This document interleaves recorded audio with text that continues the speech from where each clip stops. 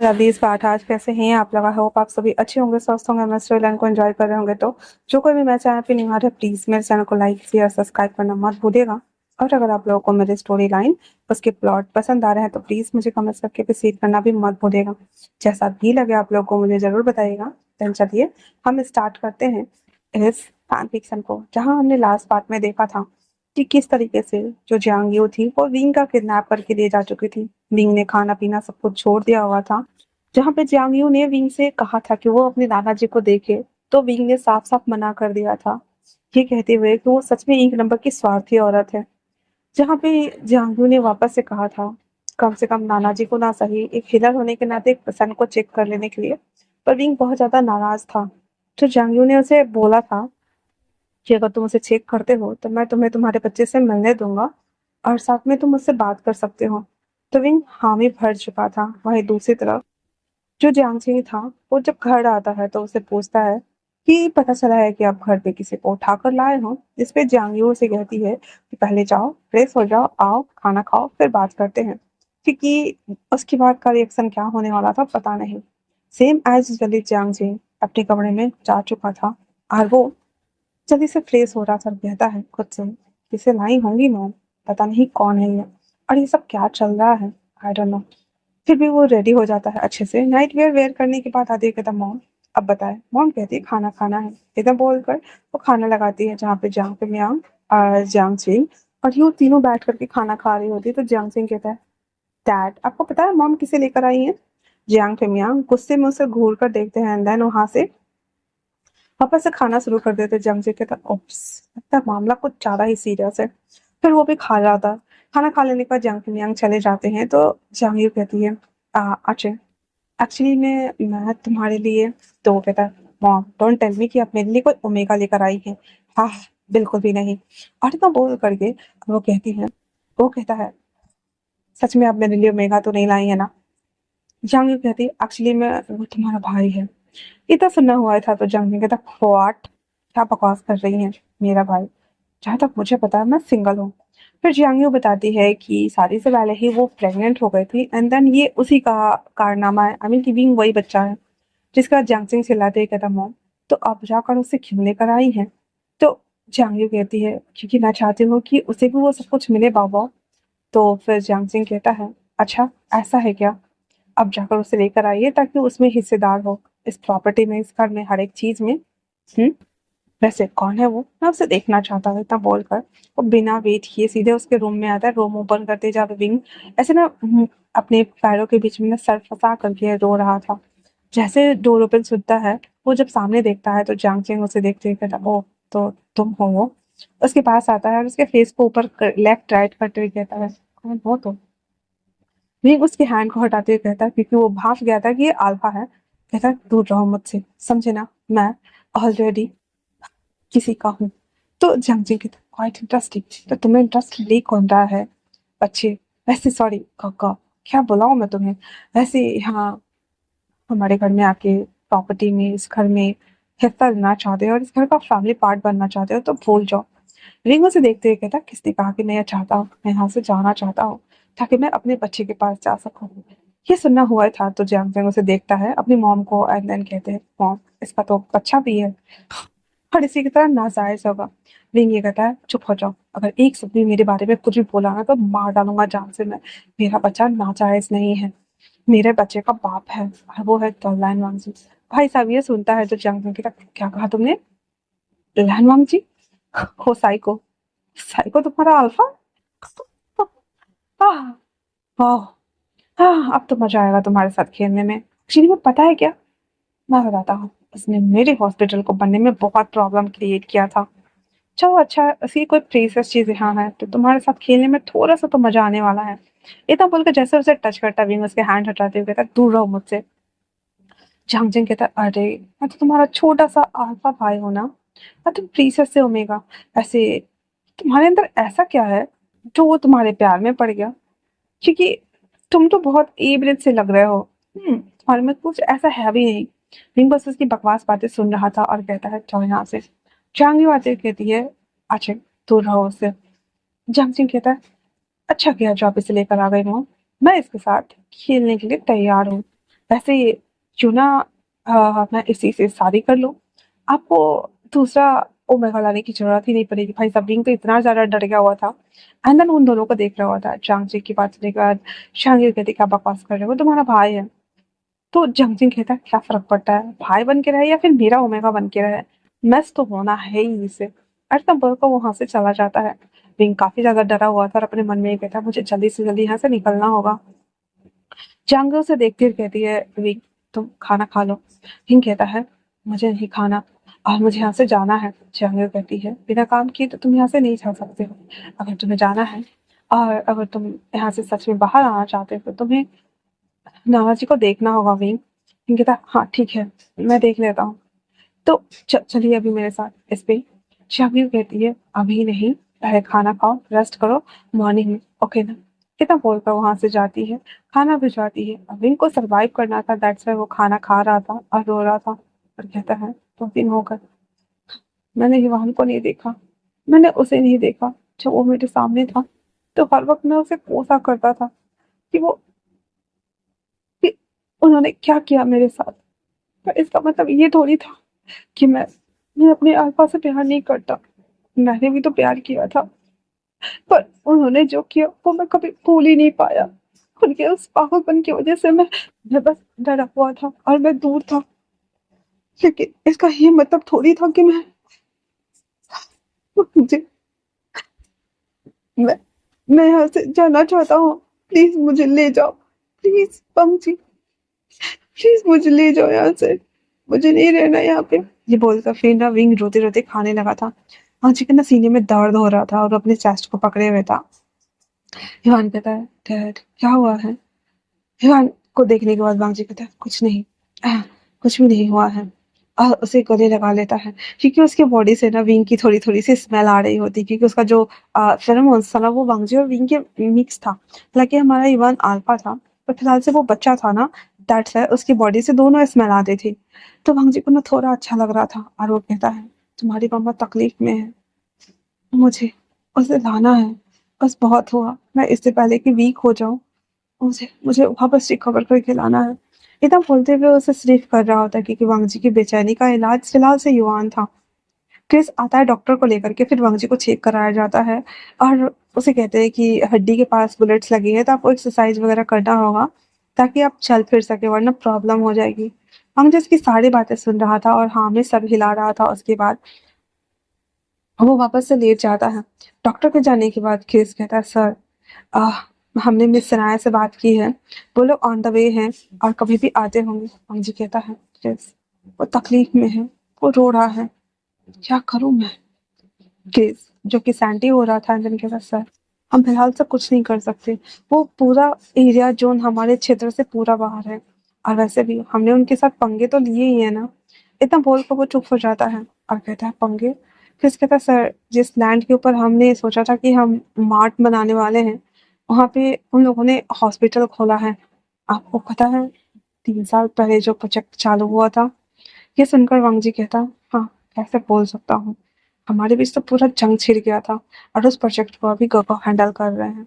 तो कहता है एग्जैक्टली सर एंड देन हाँ ये उन्हीं लोगों का है। आई मीन कि वो जियांग्स को बिलोंग करता है और वो जियांग से सर। तो जो हमारे वांगजी था ना उसकी आंखें बड़ी हो गई फिर कहता है मतलब कि वो चांग चांग फिंगांग के बेटा है। तो कहता है नो नो सर वो जियांग फिंगांग का बेटा नहीं है, जियांग फिंगांग का तो एक ही बेटा है और वो है वो सन की डॉक्टर, वो पागलों का जो डॉक्टर है वो। तो वो कहता वो न्यूरो सर्जन।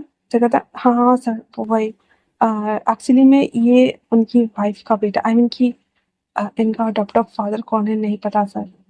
तो वांगजी कहता ओ दैट्स व्हाई विंग यहाँ पे रहता था क्योंकि उसकी आइडेंटिटी किसी को रिवील ना हो जाए और वो इस तरह से ये सब मैंने पहले क्यों नहीं पता किया क्रिस, हम सब इतने पीछे कैसे हो सकते हैं। तो क्रिस कहता सर आपका उनसे मिलना ही खूबसूरत पल था, आपको याद है जब आप पहली बार उसे मिले थे उस ब्रिज के नीचे, जब आपने देखा था मैंने आपके चेहरे पे पहली बार स्माइल देखी थी और आपने उसे देखकर मुस्कुराया था सर। यकीन मानिए उस दिन के बाद मैंने आपको कभी मुस्कुराते हुए फिर नहीं देखा। वो क्या थे नहीं थे हमें हमें तो बस उनके बारे में पता करना था और हमें बस उतना ही पता चला था। अंकल को शायद पता था, दैट्स व्हाई उन्होंने मना कर दिया था ना सर। हाँ जी कहता है, मे बी शायद, पर अब हम क्या कर सकते हैं। अब जो हो चुका सो हो चुका है। मुझे उसे घर लाना है, उसे मनाना है, उसे शादी करनी है और उसके साथ अपनी पूरी लाइफ बिताना है। बहुत सारा कॉन्फ्लिक्ट हो चुका है, पर लास्ट में मुझे अपनी लाइफ में हैप्पी एंडिंग चाहिए क्रिस। किस कहता है सर, ऐसा ही होगा, चाहे पूरी दुनिया इधर की उधर क्यों ना हो जाए, आखिरकार सब साथ में होंगे सर। इतना बोल करके और वो पंग जी को देख रहा होता है। पंग जी को अभी भी याद है जब उसने पहली बार विंग को देखा था, बच्चों को पढ़ाते हुए, डंडा लेकर डराते हुए। उस समय विंग इतना खिलखिलाकर हंस रहा था। उसका वो जीवंत चेहरा, खिलखिलाता मुस्कुराता हुआ, जिसे देखने के बाद मंगजी उसके साथ पहली प्यार की पहली नजर में पड़ चुका था। सॉरी, पहली नजर के पहले प्यार में पड़ चुका था। और मंगजी को खुद एहसास नहीं हुआ कि विंग कब उसके लिए ऑब्सेशन बन गया और अब उसकी आदत, और पता नहीं क्या क्या। पंग जी सारी चीजों को सोचते हुए आंखें बंद किए हुए था। क्रिस बाहर आ जाता है जहाँ पर जनरल थी और इवान उसके बगल में ही लेट के सोया हुआ था। जनरल कहती है, क्रिस सर, अब हम क्या करेंगे। क्रिस कहता है, हम इस तरह से हिम्मत नहीं हार सकते जनरल। माना कि हमारे पास सपोर्ट करने वाले बहुत कम लोग हैं, पर अगर हिम्मत और जज्बा ज्यादा हो ना, तो हम सब कुछ कर सकते हैं। इसलिए चिंता मत करो। जब सनाया मैम आ जाएंगे और कैल्विन सर, तो क्रिस कहता, कैल्विन सर? तो कहता एक्चुअली में वो एक इटालियन माफिया है एंड उन्होंने अपनी आइडेंटिटी रिवील नहीं की थी और वो एक नॉर्मल लाइफ जी रहे हैं, तो वो हमें बैक सपोर्ट कर सकते हैं। उनके पास रिसोर्सेज भी होगा, तभी तो उन्होंने यहाँ पे आकर के विंग सर के बारे में पता लगा लिया था। तो रेनन कहती है, तो फिर ठीक है, तो अच्छा है, हम जल्दी से उन्हें वापस ले आएंगे। इतना बोलते हुए वो लोग वहां पे बैठे हुए थे। अब ऐसे करते हुए ना पूरी रात बीत जाती है। वांग जी को एज यूजली सूप वगैरह पिलाकर सुला दिया जाता है। और जो हमारा विंग था ना, वो भी खाना वाना खा चुका था और वैसे ही जमीन पे लेटा हुआ था, क्योंकि उसे वो वेट भी रास नहीं आ रहा था। वांग जी का टॉर्चर उसे पसंद आ रहा था, लेकिन वो बेड वो घर काटने के लिए दौड़ रहा था विंग को। अगली सुबह विंग अच्छे से जो कपड़े वगैरह आए थे वो सब ले करके रेडी वगैरह होकर के फ्रेश होकर के नीचे आता है, जहाँ पे डाइनिंग एरिया पे जियांग फेमियांग और जियांग चिंग दोनों बैठा हुआ था। विंग उन लोगों को देखता है एंड देन खड़ा था वहां पे, ग्रीट करता है, पर कोई आंसर नहीं करता है। विंग को बहुत अजीब लग रहा था ये सब कुछ, फिर भी वो वहां पे खड़ा था। तो जियांग यू टेबल पे इशारा करती कि बैठो। जैसे वो बैठने को होता है, जियांग चिंग उस टेबल को ना खींच देता है पैर से और विंग नीचे गिर जाता है। कहता, उप्स, बड़े भैया, आई एम सो सॉरी। वैसे मेरे गोद में आकर बैठ सकते हो, ये जगह काफी अच्छी है। शांग फेमियांग इसे देखकर कहते हैं, आचे। कहता, डैड, मम मेरे लिए ओमेगा लेकर आई है, तो मैं तो बस उसके साथ खेल रहा हूँ। शांगरू कहती है, आचे वो तुम्हारा भाई है। चांगचिंग कहता है, आप एंटरटेनमेंट पीस लेकर आओ और मैं उसे अपना भाई बोल दूं, ऐसे कैसे मॉम। विंग जिसको एकदम बुरा लग रहा था, गंदा वाला फीलिंग आ रहा था, और वो बस कुछ नहीं बोल रहा था अभी फिलहाल से, उसे यहाँ से भागना था एंड देन कैसे भी करके उसे सब कुछ जानना था भाई, किधर से जाऊं आऊं, एंट्रेंस एग्जिट सब कुछ। इसलिए वो चुपचाप अपमान का घूंट पीकर चेयर खुद ठीक करता है, उस पे आकर बैठ जाता है। और वो जब ब्रेकफास्ट ले रहा होता है, चांगचिंग हर एक में ना स्टिक घुसा रहा था, मतलब उसको लेने ही नहीं दे रहा था। और यू कहती है, आचिंग ये, और फिर वो सर्वेंट्स को इशारा करती है कि सर्व करो। फिर सारा खाना सर्व कर देने के बाद विंग जब वो खा रहा होता है, जंग कहती है, ये खा लेने के बाद हमारे साथ अंदर आइए, हम आपको मिलवाते हैं आपके नाना जी से। इतना सुनना हुआ था तो जियांगचिंग चॉपस्टिक पटकते हुए कहता है, हाँ, इनके नाना जी, इनका घर, सब कुछ इनका, और हमारा क्या है मॉम। मे भी शायद हम ऊपर से ऐसे ही आ गए है ना। ये बोलते हुए वो विंग को घूर कर देख रहा था, जहाँ पे वो कहता है, हाँ, आपको नहीं, यहाँ नहीं होना चाहिए, क्योंकि इस घर में इसका नहीं बल्कि मेरा रोल चलने वाला है। अल्फा मैं हूँ। इतना सुनना हुआ था तो जहांगीर चॉपस्टिक पटकते हुए कहती, क्या आप लोग थोड़ी देर के लिए शांत रहेंगे।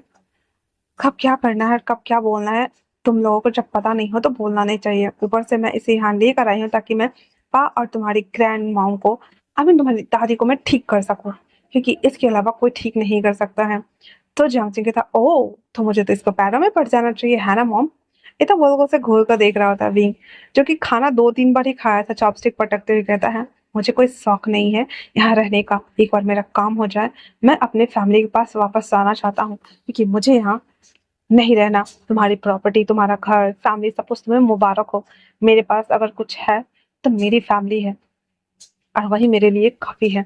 और रही मेरी वेल्थ की बात, तो मुझे कुछ नहीं चाहिए, ना ही तुम लोगों से और ना ही किसी और से। और वो उन दोनों को ऐसे छोड़ के उठ जाता है, जहाँ पे जांगर कहती है आई खाना खाओ पहले। विंग कहता है आप प्लीज मुझे वहां लेकर चलिए। जहांगीर उन दोनों को घूर कर देखती है और कहती है तुम दोनों कभी नहीं सुधरोगे। और इतना बोल करके वो वहां से उठकर उसे लेकर आती है ग्रैंड पा के पास, सॉरी अपने पा के पास, जहाँ पे उसके नाना जी लेटे हुए थे। विंग उसे ऊपर से पूरा नीचे तक चेकआउट करता है। कर लेने के बाद कहता है मुझे इनकी हीलिंग लेनी है, कुछ सामान चाहिए। तो जहांगीर कहती है पहले खाना खा लो आई। आई कहता है मुझे नहीं खाना। अरे तुम बोल करके और वो कहता है ये सारे सामान है मुझे ला दीजिए। फिर थोड़ी देर बाद उसे सारा सामान ला दिया जाता है। रिंग पहले तो उनकी पूरे बॉडी को चेक आउट करता है अच्छे से। सब कुछ चेक कर लेने के बाद उनके कपड़े को चेंज करने के लिए बोलता है, जहाँ पे व्हाइट कलर के सारे क्लोथ्स उसे वेयर कराए गए थे, जो कि एक पेशेंट को कराए जाते हैं। उसके बाद रिंग अपना हीलिंग वाला सारा प्रोसेस स्टार्ट करता है। फिर धीरे धीरे करके उसे ट्रॉमेटाइज करता है। देन उनसे, क्योंकि हीलिंग में प्रोसेस ही ऐसा होता है, पहले तो आपके पास्ट लाइफ के बारे में जानेंगे और क्या क्या किया है, किस वजह से आपकी बॉडी में गिल्ट सेम बना है, वो सब कुछ जानने के बाद ही इलाज शुरू होता है। तो विंग जब उसे हिप्नोटाइज कर रहा होता है, तभी जांगयू आ जाती है और कहती क्या कर रहे हो। विंग कहता है इनका मैं सेशन ले रहा था, अगर आपको बात करनी है तो कर सकते हैं। तो कहती नहीं नहीं ठीक है, मैं बस तुम्हारे लिए खाना लाई थी, तुम इसे खा लो। अब दोपहर से ज्यादा टाइम हो रहा था, तो विंग को भूख लग रहा था। दैट्स व्हाई वो प्लेट ले लेता है एंड देन उसे खाने लगता है बिना कुछ बोले। जहांगीर उसके बालों पे हाथ देती है, तो विंग उसे देखता है और कहता है आप मेरी मॉम नहीं है, इसलिए ये सब कुछ करना बंद कीजिए। जहांगीर कहती है मुझे पता है कि तुम नाराज हो और एक दिन तुम जरूर मान जाओगे। विंग कहता है मैं कभी नहीं मानूंगा, क्योंकि मेरी मॉम मुझे जन्म देते ही मर चुकी है और वो अब इस दुनिया में नहीं है, तो मैं क्यों मान लूं भला। इतना बोलकर वो वापस से खाने लगा था। जहांगीर को बहुत बुरा लग जाता है और वो उदास होते हुए बाहर आ जाती है, जहाँ पे जांग पे आते हुए कहते यो तुम ये डिजर्व करती हो। जब छोटे बच्चे को खुद से दूर कर दिया था, तो आज उसे जब लेकर आओगी तो क्या वो मान जाएगा। जंग कहती है मैं तो बस उसे एक बेटर लाइफ देना चाहती हूँ। जांग पे कहते हैं वो ऑलरेडी किसी और का है, तुम कुछ भी कर लो, तुम उसे बेटर लाइफ नहीं दे सकती हो। और अपने जिद में प्लीज अपनी और खुद की और उसकी लाइफ बर्बाद मत करो। और जियांगचे कहीं ऐसा ना हो सच में उसके साथ कुछ गलत कर दे, क्योंकि तुम्हें भी पता है कि वो कुछ भी कर सकता है। इतना सुनना हुआ ही था तो जियांग कहती है मैं उसे हार्म तो नहीं करने दूंगी। और इतना बोल करके और वो वहां से चला जाता है। उसके जाने के बाद जियांग कहती है खैर मैंने सच में गलती कर दी, मैं तो बस उसे उसका हक दिलाना चाहती हूँ और कुछ भी नहीं। मैं चाहती हूँ कि जिस तरह से जांग छिंग इस घर का वारिस है, उस तरह की सब वो भी इस घर का वारिस रहे और वो वो बस खुश रहे और कुछ भी नहीं। फेमियांग मुझे पता है एक दिन सब ठीक हो जाएगा। और ये बोलते हुए वो उस तरफ देख रही होती है जहाँ पे विंग खा रहा होता है। उसके बाद वो वहां पे बैठ जाती है। चांग चिंग जो कि ऊपर से आता है अपनी मॉम को हॉल में देखता है और वो कहता है क्यों ना मैं उसे थोड़ा सा परेशान करके आऊं, आखिरकार उसके साथ खेलने में मजा तो आ रहा है। ये बोलते हुए जांग चिंग जो कि सच में न्यूरो सर्जन होने के साथ साथ में वो सच में पागल था, तो वो उसके रूम में चला जाता है जहाँ पे वो खाना खा रहा था। रात देखा था सरप्राइज, बेचारा विंग तो डर गया था हमारा और उसे देख रहा होता है। तो आज के लिए इतना ही। कैसा लगा आप लोगों को ये चैप्टर मुझे कमेंट्स करके जरूर बताना। मिलते हैं न्यू चैप्टर में और हाँ, तब तक के लिए थैंक्स फॉर वॉचिंग। और कमेंट्स किया करो कंजरो, कमेंट्स तो किया करो, क्या ही बोलूं मैं। छह सुधरोगे नहीं आप लोग।